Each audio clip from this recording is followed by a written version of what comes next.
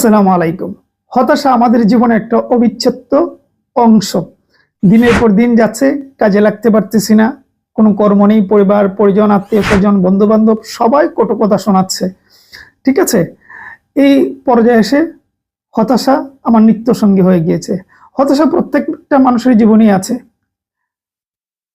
কারো কম কারো একটু বেশি হতাশা হয়তো থাকবেই। এবং যে সময়ের মধ্য দিয়ে আপনি যাচ্ছেন, হতাশা তো হওয়া খুবই ন্যাচারাল।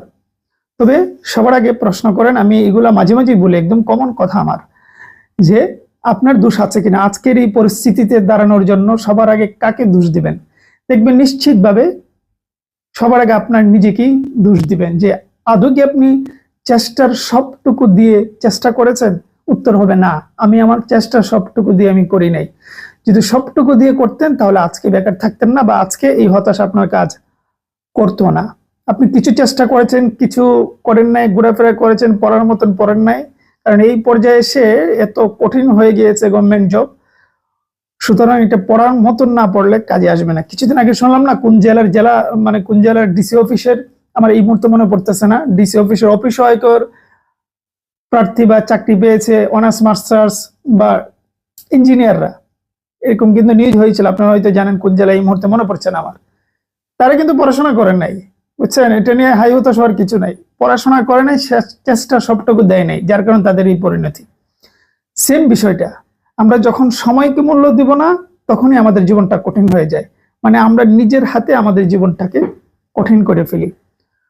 সুতরাং এই পরিবার পরিজন নিয়ে কি করলো কি বললো এগুলো বাদ দেন। আপনি কাজে লাগলে সবার আগে এই পরিবারে গর্ববোধ করবে। এই বন্ধু বান্ধব আপনার ভিজিটিং কার্ড চাইবে, এই বন্ধু বান্ধবী সবার কাছে বলতে চাইবে, বুঝাইতে চাইবে তার সাথে আপনার সম্পর্ক অন্য সবার থেকে ভালো। বাড়িতে যখন যাবেন তার আগ থেকে আপনার খোঁজ নিবে কবে আসবেন। এটা হবে, ফিলটা হবে। ভিজিটিং কার্ড তার কাছে রাখতে পারলে তার ভালো লাগবে আপনার ভিজিটিং কার্ড, সেই দিন আসবে, এরা বদলে যাবে। কিন্তু তার আগে আপনার নিজেকে বদলাতে হবে।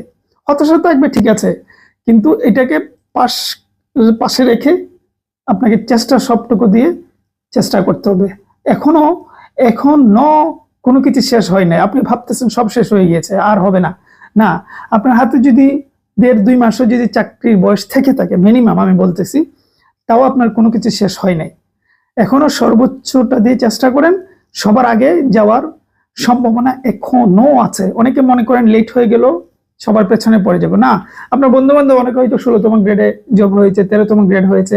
আপনি এমন পড়াশোনা করেন, এমন পরিশ্রম করেন, আপনি জয়েন করবেন 10ম গ্রেডে, জয়েন করবেন 9ম গ্রেডে। যাদের চাকরি আপনার 4 বছর 5 বছর আগে হয়েছে, তারা এমনিতে আপনার পিছনে পড়ে যাবে। সুতরাং চেষ্টাটা করুন, আর উপরে না যান, অন্তত তো পক্ষে একটা গভর্নমেন্ট জব তো হলো হবে, যদি ওইভাবে পড়াশোনা করেন। নিজেকে জেল বন্দি, ঘরবন্দি জীবন বেছে নেন। খুব প্রয়োজন না হলে বাইরে যাওয়ার দরকার নাই, ঠিক আছে?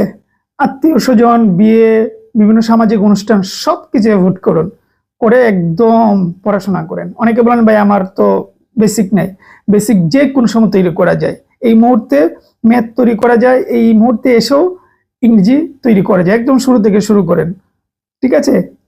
গণিতে দুর্বল হলে 4র্থ শ্রেণীর গণিত দিয়ে শুরু করেন, কোনো সমস্যা নাই।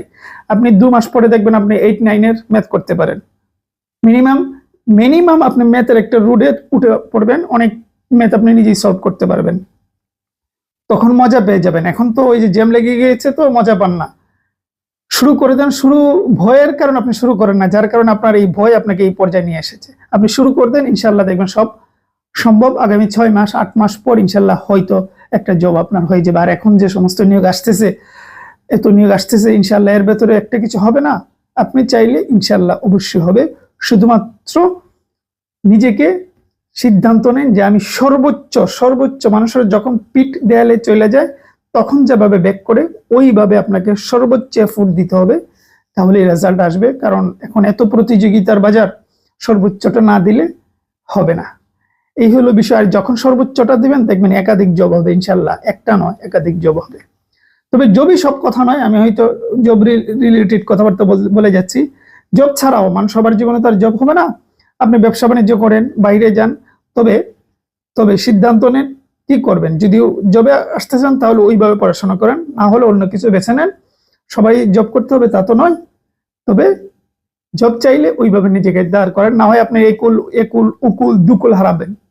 ঠিক আছে, যাই হোক ইনশাল্লাহ পড়াশোনা করেন, ভাগ্য বদলে যাবে। মানুষের ভাগ্য বদলাতে সময় লাগে না তো, ম্যাজিকের মতন।